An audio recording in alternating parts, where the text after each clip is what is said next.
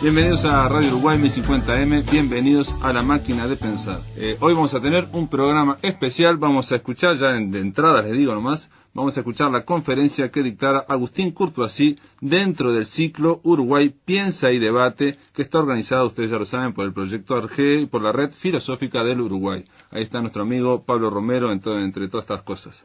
Como siempre, en controles de emisión de esta Máquina de Pensar tenemos a Jorge Pozzi en controles de emisión y al Flaco Germán en la puesta a punto. El derecho a un lugar, vigencia de un proyecto, obviamente se refiere a Carlos Bá-Ferreira, el filósofo Agustín Courtoisí.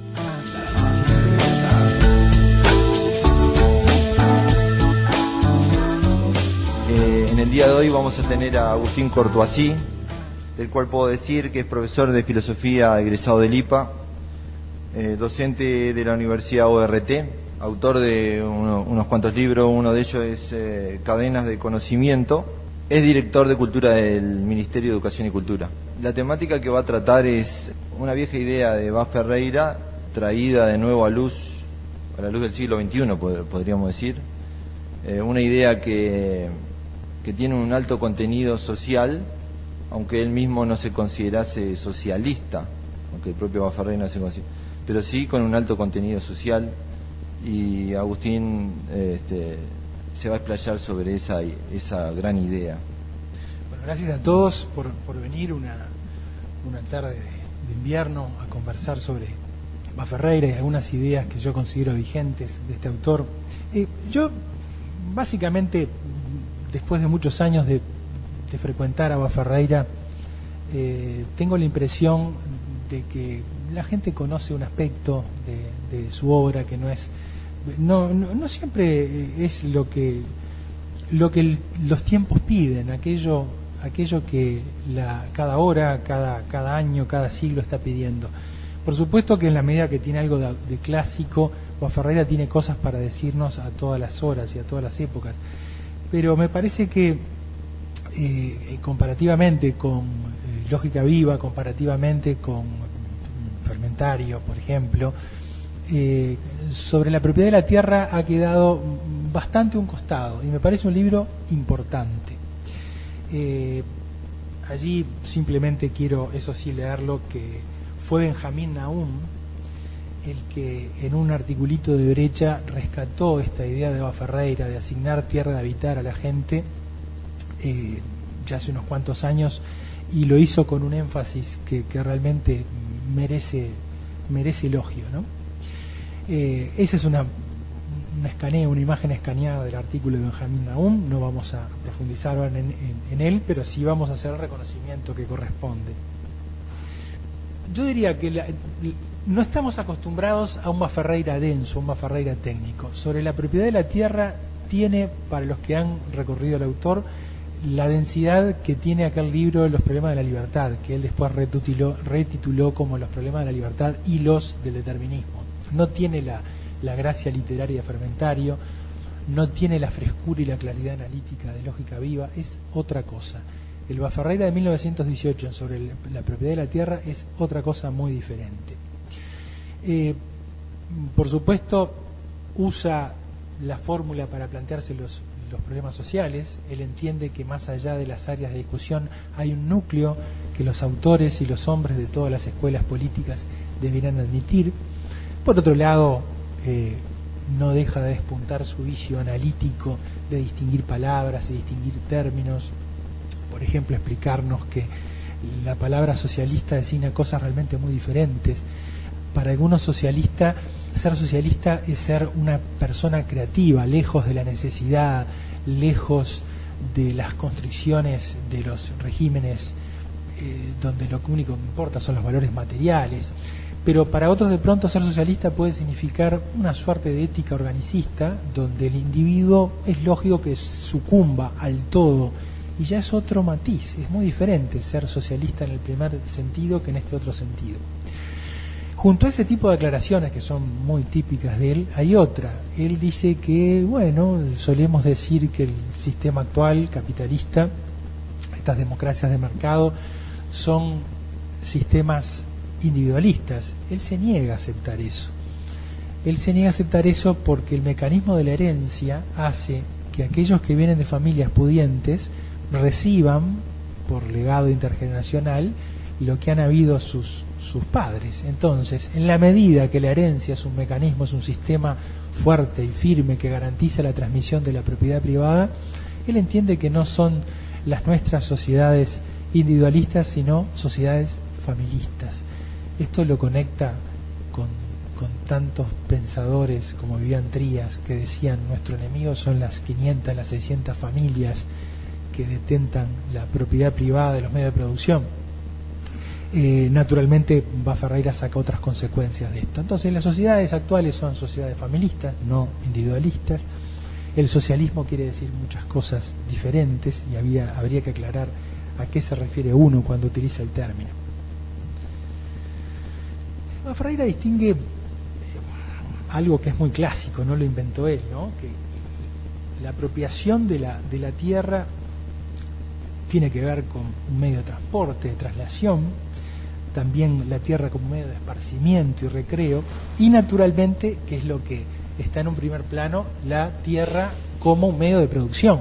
Siempre que se habla de reformas agrarias y se habla de la propiedad de la tierra, en general se está pensando en detentar la propiedad de la tierra en el sentido de la tierra como medio de producción. Ferreira insiste en que es muy diferente la tierra con destino a habitación. Aquí sí lo vamos a leer textualmente. El derecho de estar, el derecho a habitar, es un derecho que no ha sido reconocido ni bien establecido, a causa, nos dice Ferreira, de que tanto los que defienden como los que combaten el orden actual con el cual Ferreira no estaba en absoluto de acuerdo y puso toda su sensibilidad al servicio de cambiarlo, tanto los que defienden como los que combaten el orden actual no distinguen bien el aspecto de la tierra como medio de habitación de su aspecto como medio de producción. ¿Cómo lo define? Derecho a ocupar un lugar sin pagar precio ni permiso. Acá tenemos una primera diferencia que adelantamos. Cuando se habla, por ejemplo, de programas de vivienda popular, está muy bien, son créditos diferentes, pero se le cobra a la gente. Los planes de vivienda popular se le cobra a la gente la casa que va a habitar. Los que todavía pagamos cuotas al hipotecario lo sabemos muy bien todos los meses. Él está hablando de otra cosa. Es el Estado asigne gratuitamente la tierra a habitar según los mecanismos que vamos a ver. Él entiende que es una solución mínima, es decir, que podrá ser discutible si técnicamente es eficiente o no repartir la tierra de producir. Podrá haber discusiones, podrá haber escuelas, pero lo que no se puede discutir es que si la gente nació en este planeta tiene derecho a estar en algún lugar al menos. Él entiende que es un derecho humano que no ha sido reconocido. Si las vías de comunicación, dice Vaz, hubieran quedado en el régimen de la propiedad individual, transmisible y hereditaria, esto es, si las vías de comunicación hubieran quedado confundidas con los campos, con las casas, con la tierra en general, en tal caso, los hombres que tuvieran tierra cobrarían los otros por el derecho de transitar por ella. Quizás ese régimen fuera defendido en nombre del principio de propiedad individual. Algo ha ocurrido en el medio, ¿no? Algo ha pasado para que las cosas sean como son y como están. Vamos a decir algunas cosas que no se han dicho en la literatura, en la vasta literatura nacional que hay sobre Ferreira, donde pasamos de épocas de ninguneo y de cajonear sus proyectos y de mirarlo como un autor que para dar el liceo, o era para dar el liceo, porque hace años que no se da el liceo, a momentos de homenajes y aniversarios donde todos hacen gala de sus conocimientos del último cuarto de hora en materia de filosofía analítica o lo que se haya puesto de moda en el último cuarto de hora, para mostrar que tal vez Iba Ferreira se había anticipado, pero no tanto, porque era poco técnico, era un improvisado. Entonces, estas modas de hablar de Ferreira desde el ninguneo o bien desde una especie de lisonja propia de los aniversarios de los abuelos, yo quiero hablar de otra manera de Ferreira. Me parece que esta idea de la tierra de habitar, esto de asignar gratuitamente a las personas que carecen de un espacio en el mundo, de un lugar en la tierra, esto se conecta con algo que el autor no formuló en absoluto, es absolutamente inconsciente de su filiación, una larga línea que yo llamaría la línea de las luchas por el reconocimiento. Esto está claramente en algunos pasajes de Platón, en la República, ni hablar en la fenomenología del espíritu de Hegel, la dialéctica del amo y el esclavo, y todo autor que hable de la mirada del otro como configurante de la propia identidad y la lucha dialéctica entre uno y otro en el plano que querramos imaginar uno y otro, ya se trate de clases sociales o de seres individuales. Esta línea de las luchas de reconocimiento se vinculan también con lo que decía Sartre acerca de la mirada, ¿no? La mirada del otro como algo que me cosifica, como algo negativo. La lucha de reconocimiento abarca tanto a las personas que le están diciendo a los que le rodean, acá estoy yo, mírame, existo, como los grupos sociales que están buscando un reconocimiento acerca de lo que entienden son sus derechos, sean grupos de prácticas sexuales alternativas, sea el movimiento de los sin tierra en Brasil, sea el pueblo mapuche del sur de Argentina y Chile, no importa cuál sea la bandera o cuál sea el colectivo o el individuo que pide ser reconocido. Lo que hay en común en todos estos casos que estoy enumerando es la necesidad de ser reconocido y la lucha, la pelea por lograr, por conquistar ese lugar en el mundo. Me permití una mención, un filósofo checo que tuve el honor de conocer gracias a Pablo Romero, que nos conectó. Imagínense en mi precario inglés y en el descafeinado inglés de este checo cómo nos podíamos comunicar, pero saltó como una luz cuando estábamos tratando de comunicar la expresión: yo vine a América Latina a investigar las luchas por el reconocimiento.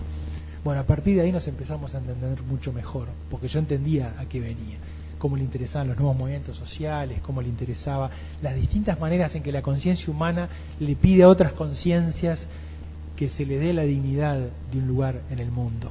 Aquí hago mención de un libro hermoso de Piñeiro, Diego Piñeiro, realmente un libro que opera en un nivel similar a Manuel Castells cuando habla de los zapatistas. Cuando Manuel Castells, en un célebre estudio sobre el movimiento zapatista, confiesa que tiene una enorme simpatía y no por ello se siente menos sociólogo, o sea, por tener simpatía por el objeto de estudio no se siente menos sociólogo.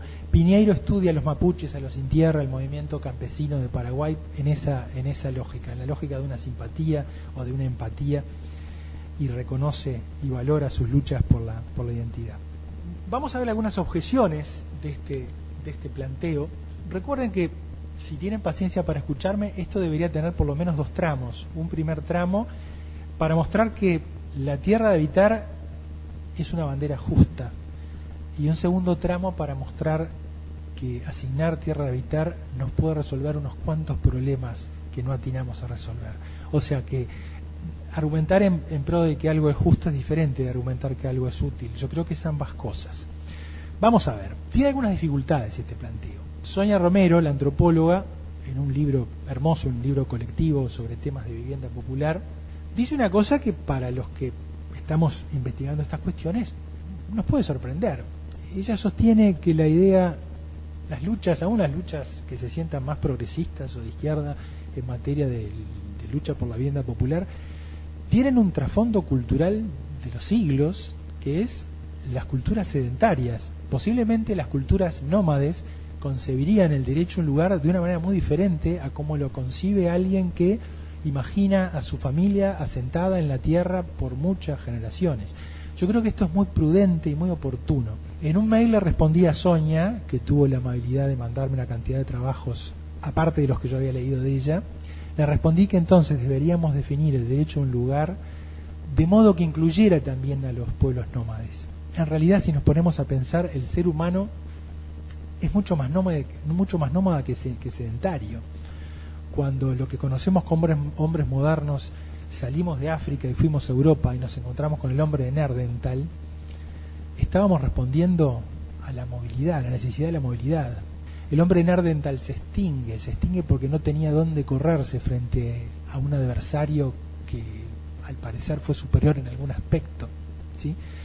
En definitiva, la humanidad siempre, bajo cualquier circunstancia, se parece un poco a aquellos jóvenes que sobrevivieron en la tragedia de los Andes. Si se quedaban quietos se morían.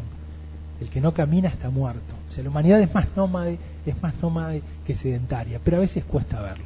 A lo cual Sonia Romero me responde en otro mail: está bien, Agustín, tomaste en cuenta mis objeciones de antropóloga, pero cuidado, porque en una cultura sedentaria, una persona que en una ciudad no tiene lugar, eso le genera un enorme estrés, una enorme descompensación. Entonces, vamos a usar el relativismo antropológico con cuidado. Y acepto eso, es decir, definamos el derecho a un lugar en la tierra de modo que incluya, por ejemplo, a los inmigrantes, a los no documentados, que en Estados Unidos le están pasando muy mal, por una política que no termina de comprender, que no solamente no es justo lo que están haciendo, sino que no es útil. Yo no sé cómo van a hacer con los 12, 14, 15 o más millones de hispanos que están yendo a investigar si está en una empresa constructora o en una pizzería. Hay cosas que no solamente es injusto hacerlas, sino que es tonto intentar hacerlas. Pero bueno, una definición del derecho a un lugar de modo que abarque a los nómades y a los inmigrantes nos daría una herramienta conceptual para pensar la globalización como un camino de ida y de vuelta, no solo un camino de venida. En el aire de Radio Uruguay, La Máquina de Pensar.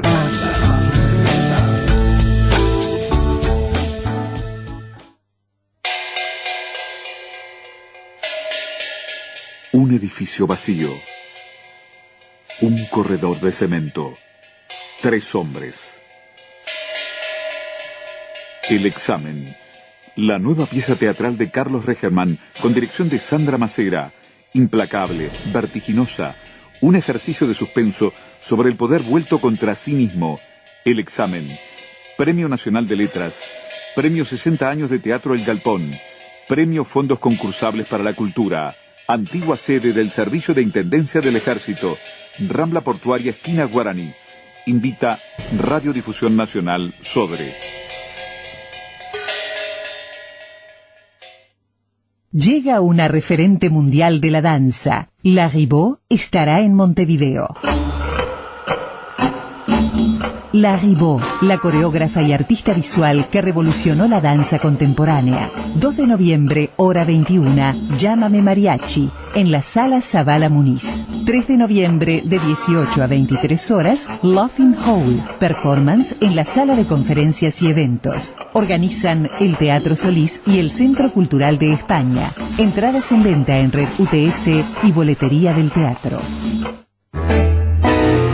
Mónica Navarro en vivo. Pensar que no dijo nada. Un recital íntimo, con canciones de Perra, su nuevo álbum. Si el mundo revirao golpeándote. Mónica Navarro, Espacio Guambia, 5 y 6 de noviembre, 22 horas. Todo el mundo la dispara. Presenta Bizarro, año 10. Apoya Emisora del Sur. Somos Radio Uruguay, 1050 AM, Montevideo, Uruguay, con su repetidora 103.9 FM en el departamento de Colonia.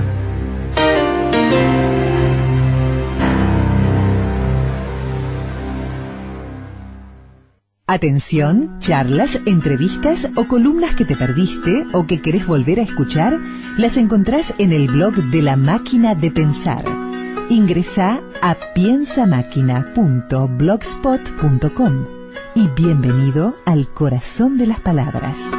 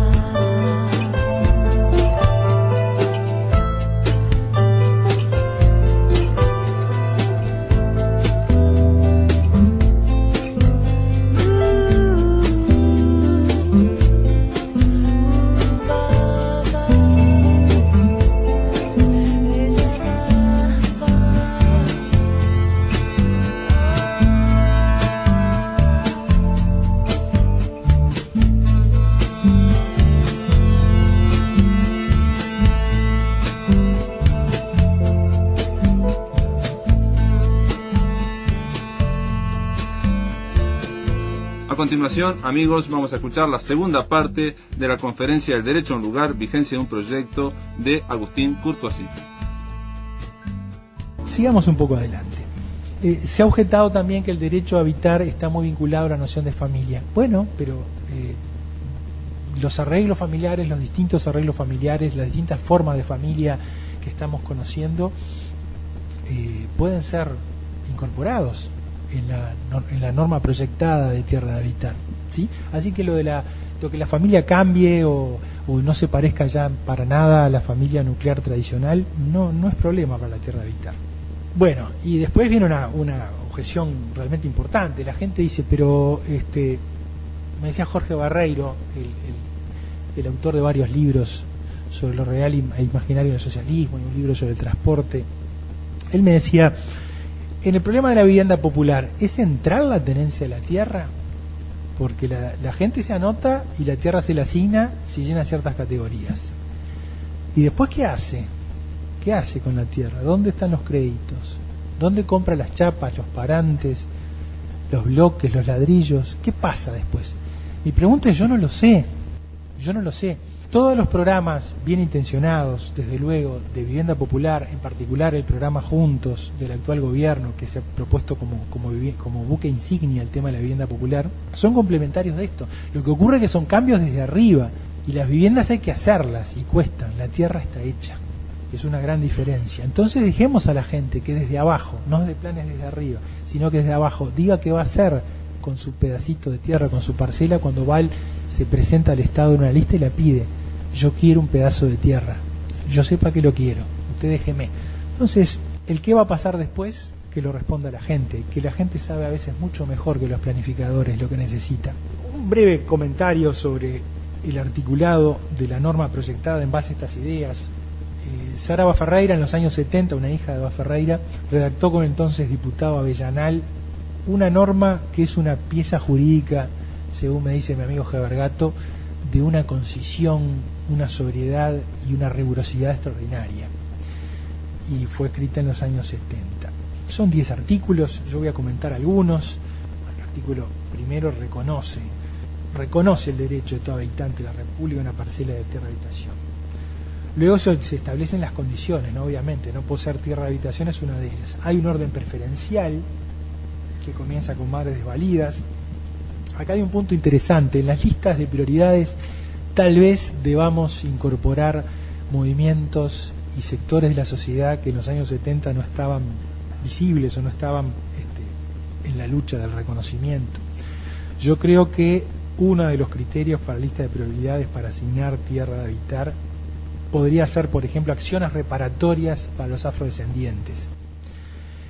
Esto es una idea que en realidad surgió con Tomás Olivera Chirimini, este amigo de Africanía, que me dice, mirá, a mí me gusta mucho esa idea de Baferreira, pero no es demasiado nuevo lo que inventó. Acordate el reglamento provisorio para la campaña de 1815, ¿no? Aquello de que los más infelices sean los más privilegiados. O sea que creo que sería prolongar una hermosa tradición nacional y continental, la de incorporar, por ejemplo, afrodescendientes en la lista de prioridades. Es sí muy importante que la hija de Ferreira, en la redacción de la norma, toma muy en cuenta la firme oposición que tenía Ferreira contra el mecanismo de la herencia, contra las leyes de la herencia. Por lo tanto, las leyes de la sucesión no rigen para la tierra de habitar. La tierra de habitar no se compra ni se vende. Es una propiedad, sí. Hay un título. Pero nadie puede hipotecar eso para comprar un tractor. Eso es para vivir. Eso es para vivir. No es para negociar. Y hay que evitar que especuladores compraran tierras de habitación a gente necesitada, que hasta vende un riñón, si es preciso. Entonces, la ley tiene que anticiparse al hecho de que un especulador inmobiliario comprara tierras. Bueno, el artículo 9 es el que va a amenacer más modificaciones. En el articulado redactado por Sara Baferreira y Avellanal había creación de impuestos, aumento de otros impuestos, y yo creo que la gente tiembla, los que me siguen hasta acá con atención, ya cuando uno habla de la creación de impuestos, aumentar más impuestos, creo que empieza a complicarse el panorama. Creo que la clave está en algo que la gente que ha investigado esto durante mucho tiempo, en paralelo, ni siquiera mucha conexión con el proyecto redactado por Sara, está en la creación de una figura jurídica que es la prescripción especial. Es una cosa que está documentado en esta hermosa revista Vivienda Popular, una hermosa revista en el número del año pasado que conecta el tema de la vivienda popular con el tema de la sustentabilidad, propone precisamente este mecanismo de prescripción especial para que el Estado se nutra de las parcelas que va a repartir, porque si no, ¿de dónde sale? ¿Cómo lo financiamos? ¿De dónde lo sacamos? Entonces, es algo diferente de la prescripción adquisitiva, o sea que una persona, por ejemplo, queda en un campo que no es propio, pero hace mejoras. Antes tenía que estar 30 años para adquirir ese campo, ahora son muchos menos años, creo que son 5. Pero eso es diferente, es un mecanismo diferente de la prescripción adquisitiva. Alguien que ocupa un campo del cual no es dueño, pero por hacerle mejoras, mostrar este ánimo de dueño, se puede quedar con ese campo. Pero es una cosa diferente. La expropiación también es otra cosa diferente. Además, en la expropiación, cuando está hecha según cierta razonabilidad, el Estado le paga al propietario, ¿sí? La prescripción especial es otra cosa. La idea es que el que no usa una finca, la tiene desocupada. La idea es que alguien dejó un galpón abandonado donde tenía una fábrica. La idea es que si están peleados los herederos de una sucesión y dejan pasar los años al punto que hay un lugar que se llena de ratas, pero un lugar que limpio, está cerca del saneamiento y tiene luz. No hay que llevar el saneamiento ni hay que llevar la luz. Entonces el que no usa lo pierde. El que no usa algo lo pierde. Entonces la prescripción especial es esta figura jurídica que permitiría que aquellas cosas que no se usan, y hay unas cuantas, se pierdan los derechos sobre ellas y se tenga un stock de parcelas o de ámbitos para ejercer este derecho a un lugar. Esto sí vamos a leerlo para redondear este primer tramo, donde estábamos tratando de mostrar que el asignar tierra a habitar, reconocer el derecho de estar, el derecho de quedarse, es un proyecto justo. Para nosotros coincide lo justo con lo útil, es decir, además del reconocimiento de un derecho postergado, parece constituir la herramienta adecuada para políticas de Estado que apunten de modo perdurable a desfragmentar el territorio urbanizado. ¿Qué quiere decir esto? Ustedes vieron del disco duro cuando los técnicos te dicen, no, lo que pasa es que está muy fragmentado tu disco, las cabezas lectoras no pueden acceder rápidamente porque la información está fragmentada. Nuestras ciudades, en particular la ciudad de Montevideo, está muy fragmentada, es decir, tiene enormes puntos de densidad, gente que vive hacinada, guetos de pobres y otros puntos de pronto que son guetos de ricos y zonas vaciadas. Todos o casi todos los urbanistas contemporáneos recomiendan que las ciudades armoniosas son ciudades mezcladas, tizadas, donde hay, como nuestra vieja escuela bareliana, el rico junto al pobre y el negro junto al blanco. Las ciudades fragmentadas en guetos son ciudades a la larga o a la corta violentas. Descomprimir las zonas densas y en malas condiciones, mientras se vuelven a poblar las áreas que con el tiempo se habían venido vaciando. Ahí aparece lo del saludable mestizaje del tejido social. Esto es estimular también la elección voluntaria. Esto es otro punto importante. No se va a realojar compulsivamente a la gente. Señora, la saco del asentamiento y la llevo. Eso no es así. No se puede hacer. Hay gente, miren lo que pasó con el barrio Kennedy. Hay gente que no se quería ir del barrio Kennedy. Tiene toda su vida, sus estrategias de supervivencia. Esto no es realojar por la fuerza. Esto es voluntario siempre. Estimular la elección voluntaria de la futura residencia en un lugar donde ya existen los servicios básicos o donde es más razonable instalarse. Esto deja librado un amplio margen de acción a los adjudicatarios. Devolverle, y lo puse entre comillas porque de alguna manera en la ciudad de Baferreira hubo una infracción a la justicia en el reparto de la tierra a habitar, donde algunos tienen y otros no. Devolverle la tierra a la gente es un gesto que dignifica ambas partes. Además, la gente a veces conoce muy bien sus problemas e imagina de un modo diferente sus propias soluciones. Si se planea hacer cambios desde arriba, es esencial atender y buscar complementariedad con los cambios que surjan desde abajo. Los espacios de libertad generados por reconocimiento del derecho de estar no garantizan el éxito, pero no hay libertad sin incertidumbre. Con esto terminamos el primer tramo. Vamos a ver si pasamos al segundo tramo, que lo voy a tratar de hacer más breve para que conversemos, que me parece que es lo más importante. El segundo tramo donde se supone que trataré de mostrar que es útil, ¿no? O sea, que el asignar tierra de habitar no solamente es algo justo, sino que es algo útil para hacer. Bueno, vamos a ver. Acá quiero recordar algo que a mí me llamó mucho la atención y que hasta yo diría que en un punto hasta me molestó, ¿no? Los comentarios cuando hoy presidente Mujica, era candidato, y habló de una idea acerca de la propiedad de la tierra pensada en términos de medio de producción, esto debo aclararlo, no de medio de habitación. Él había hablado en términos, la tierra es de la nación, es lo único casi estable, el Estado tiene que ser el arrendador de la tierra para que el arrendatario pague una renta. Vamos a dejarla, decía entonces Mujica Cordano, candidato, pero usarla bien y que pague una renta. Por otro lado, el presidente de la Asociación Rural del Uruguay, Manuel Lucich, dijo que era preocupante en plena campaña aparezcan estas ideas que aparentemente atentarían contra la propiedad privada. Yo creo que esto tuvo un efecto removedor e interesante, porque si se piensa profundamente el proyecto de tierra de habitación de Ferreira, en el fondo nos obliga a hacer el esfuerzo de pensar otro tipo de propiedad, o ubicar el derecho a un lugar en un ámbito que no es el ámbito del mercado. Esto sí me voy a permitir leerlo porque me divirtió mucho lo que dijo hace unos años Brizola. Estas opiniones polémicas del entonces candidato a la presidencia José Mujica por lo menos tuvieron el mérito de poner el dedo en la cuestión de la propiedad de la tierra.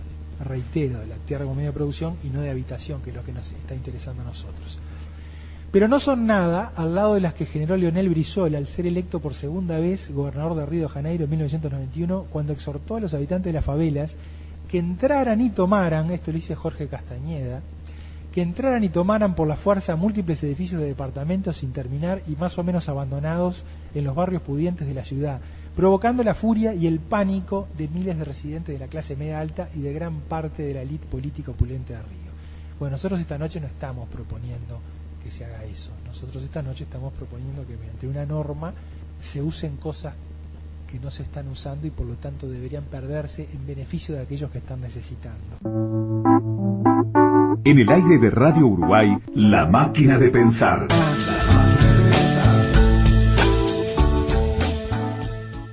Acto de bienvenida a la Celeste, 13 de julio. Gente del Uruguay, estamos sorprendidos, asombrados, impactados, emocionados, pero sobre todo agradecidos, muy agradecidos. Pero esto ha superado todo lo imaginable.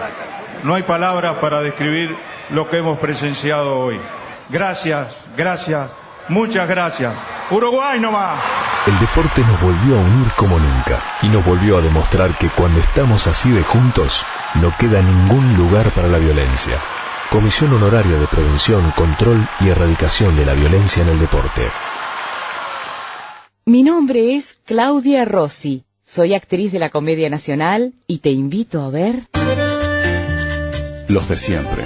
2 historias, Canillita y En Familia, de Florencio Sánchez. Dirección, María Varela. Sala Zabala Muniz. Comedia Nacional, temporada 2010.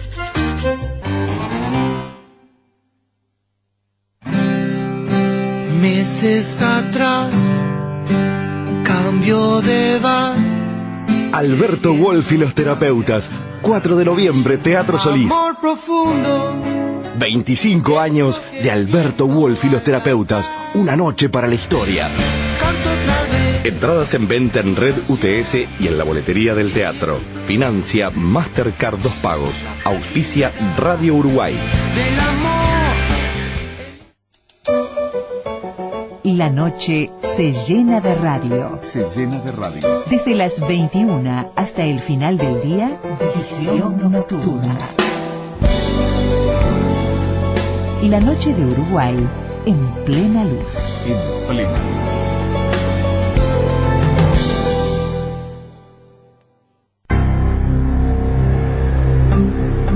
Somos Radio Uruguay, 1050 AM, Montevideo, Uruguay, con su repetidora 103.9 FM en el departamento de Colonia.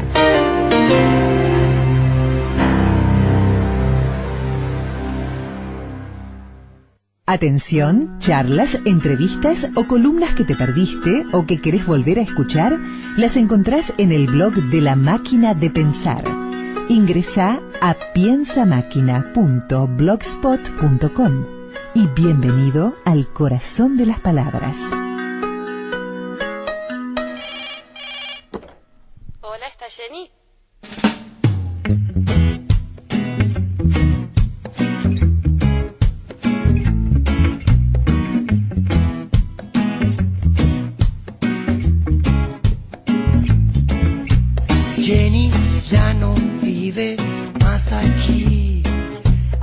tiempo que se fue al norte de Brasil, donde vive en una playa de hippies y pescadores de alta mar.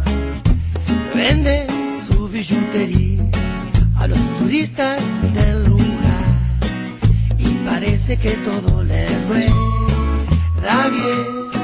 Allá a full está respirando por primera vez el elixir que tanto asusta y fascina, que es vivir en libertad. Flaco, ¿qué la vida Manolo? Contaron que Manolo es español, muy joven llegó al Uruguay y esta casa alquiló. Por unos cuantos años también su familia construyó. María nació aquí, felices fueron los tres, hasta que en el 80 cerró la fábrica de jabón y otra vez cruzar el mar y emigrar hacia la madre patria, donde se separaron y él nunca se adaptó. Y vos preguntarás quién soy yo. Ahora vivo acá en la casa de alquiler, como Jenny y Manolo y quizás como tantos otros más. Parte de mí quedará viviendo en este lugar, mis recuerdos y mis sueños ya mudarme otra vez. Tal vez vos morarás en la casa de alquiler, te mandaré noticias de mis pasos errantes, que sé lo mismo vos después.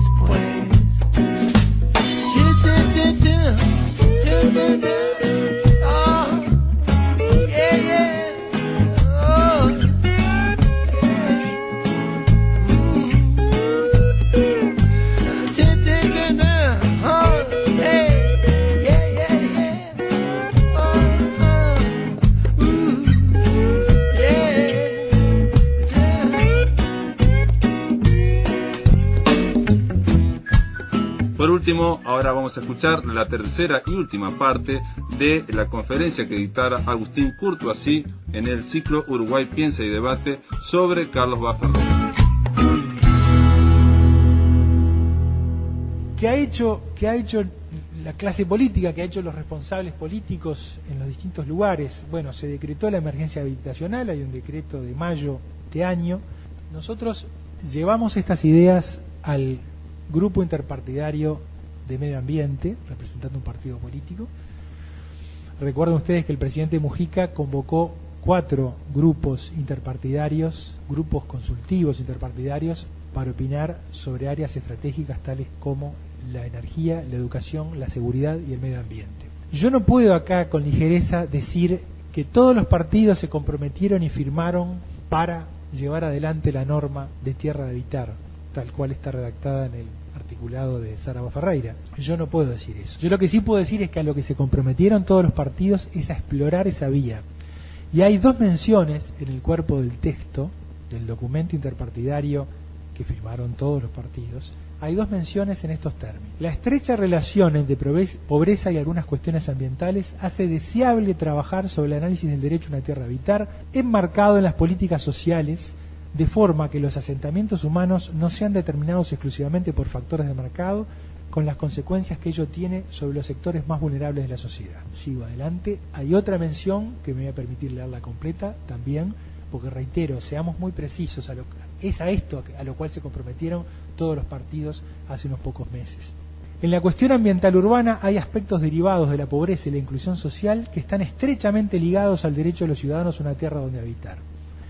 El Estado, como rector de las políticas habitacionales y ambientales, debe participar activamente de forma que los asentamientos humanos no sean determinados exclusivamente por factores del mercado. Acá reitera lo que se había manifestado en la ocasión anterior, con las consecuencias que ello tiene sobre los sectores más vulnerables de la sociedad. La profundidad de importancia de este tema, que abarca desde aspectos sobre urbanismo, colonización, medio ambiente, etcétera, excede la competencia propia de nuestra comisión, por lo que proponemos la implementación de una nueva instancia interpartidaria que pueda analizar específicamente estos temas. Se adjunta como aporte disparador del debate el documento que figura en el anexo 1. Por alguna razón, este documento ha circulado con su documento principal y no con el anexo, que es la propuesta bafradiana. Sigamos un poco más adelante. Pero el problema no es el problema de los asentamientos, y el programa o el proyecto de Tierra Habitar no es algo que intenta resolver el problema de los asentamientos. Intenta resolver, hasta donde sea posible hacerlo, el problema de la parcela, del lugar, del derecho al lugar, allí donde esto pueda ser realizado. No es ninguna fórmula mágica.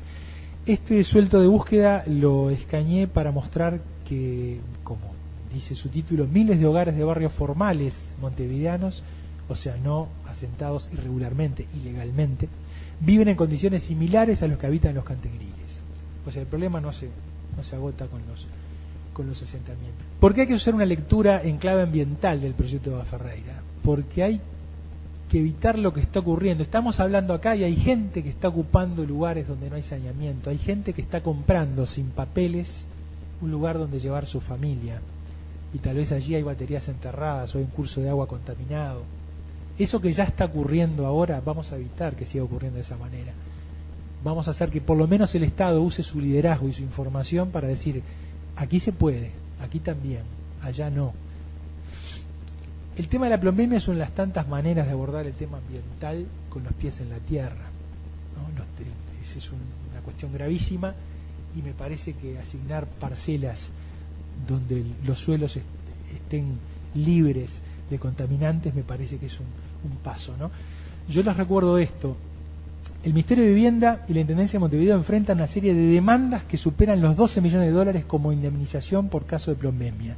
Y mentira que es la teja, solo es mucho más que la teja. Las conexiones de plomo que OCE todavía mantiene en un 50% de su red, vamos a mirar la fecha, estoy del año 2005, lo aclaro.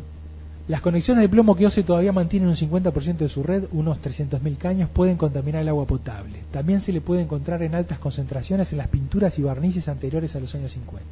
Pero está claro que hasta fines del 2003 el peor y más masivo era el polvo que despedían las naftas con tetraetilo de plomo, que ANCAP dejó de fabricar hace pocos meses y que seguirá en el suelo por un número indeterminado de años. Pero sigamos adelante. ¿Por qué repartir tierra de habitar? ¿Por qué no darle la vivienda, la educación, el trabajo? Esto no lo puse en el PowerPoint, pero lo decía Baferreira. Si yo imagino un modelo político, un modelo ético, un modelo filosófico, como un globo aerostático, claro, yo puedo poner muchas cosas en el globo, pero cuanto más cosas ponga ese globo no va a remontar. Si yo en un proyecto pongo la vivienda, la educación, la asistencia social, bueno, está muy bien. Por supuesto que es más lindo ser joven, rico y sano que viejo, pobre y enfermo, está en la tapa del libro, pero vamos de a poco. Si podemos evitar cosas como estas, la Villa del Chancho, el renacer a partir de la basura. Aquí este artículo habla de 28 familias que vivían sobre miles de toneladas de basura de un viejo vertedero. Hoy construyen sus casas y sus sueños en otro sitio, pero los recursos y la ayuda escasean. Hay 50 niños que no tienen para tomar un vaso de leche por día. Hace pocos años la Villa del Chancho comenzó a crecer sobre un antiguo vertedero municipal de la década de 1970. No tenía electricidad, las concentraciones de plomo superiores a 10 microgramos, etcétera, etcétera. Bueno, entonces, mientras discutimos si es bueno asignar tierra de habitar y convocar a la gente para que se plantee, se anote en listas y se establezcan las prioridades, mientras uno discute sobre eso, esas cosas van a seguir ocurriendo, ¿no? Gente que tiene que vivir, trabajar y criar a sus hijos arriba de la basura. Sigamos adelante. Mortandad en la calle. Esto tiene que ver con otra temática para una lectura ambiental del proyecto de habitación. Hay un libro de Jorge Barreiro, que creo que lo he mencionado, El transporte no camina, donde habla de, bueno, que el modelo de transporte, sobre todo basado en el automóvil individual, es un modelo criminal del cual no nos damos cuenta. El otro día escuchaba al diputado Rico dar algunas cifras sobre temas de seguridad. En Uruguay el promedio de homicidios, o sea, de muertes violentas, es duplicado y triplicado por las cifras de suicidio más accidentes fatales de automóvil. O sea, hablamos todo el tiempo de la seguridad pensando que nos van a arrebatar con violencia, y está bien, es lógico planteárselo así, pero hablamos muy poco del suicidio y hablamos muy poco no solamente de los muertos que trae este modelo de usar el automóvil, el transporte individual, sino que hablamos muy poco también de los baldados, de la gente que sobrevive pero queda en condiciones terribles. Piensen en cosas como estas. Cuando aquello de las torres, aquella tragedia de las Torres Gemelas, ese crimen de las Torres Gemelas, se mueren 3.000 personas, en Estados Unidos todos los años se suicidan 30.000 personas. Eso por supuesto no minimiza el crimen, fue un acto terrorista. 3.000 personas muertas en las Torres Gemelas, 30.000 muertos por año por suicidios. También en Estados Unidos todos los años mueren más de 40.000 personas por accidentes fatales de automóvil. Creo que este tipo de comparaciones es lo que ayuda a ubicar el proyecto de Tierra de Habitar como algo más que una herramienta para que el Estado logre desfragmentar la ciudad, llenarla allí donde se había vaciado y descomprimirla allí donde estaba saturada. Puede ser algo más. Puede ser ir a otros modelos, de transporte y de vivienda. Yo solamente quisiera recordar, estos datos del 2005, en Montevideo hay más de 40.000 viviendas desocupadas. En el informe anual del Ombudsman, del Defensor del Vecino, se habla del tema de las fincas abandonadas y ocupadas, y hay una extraña correlación entre las viviendas que se necesitan y las viviendas que no están usadas. Por eso de ahí reitero que este mecanismo de la prescripción especial sería un mecanismo interesante como herramienta de la ley. Y termino diciendo, y espero que esto sea nada más que un material para conversar con ustedes, la asignación de tierra de habitación entonces es un medio junto a otros, para dar respuesta a diversos problemas ambientales, reconociendo además un derecho individual largamente postergado. Recuerdan que este segundo tramo era mostrar que era útil además de justo. Entre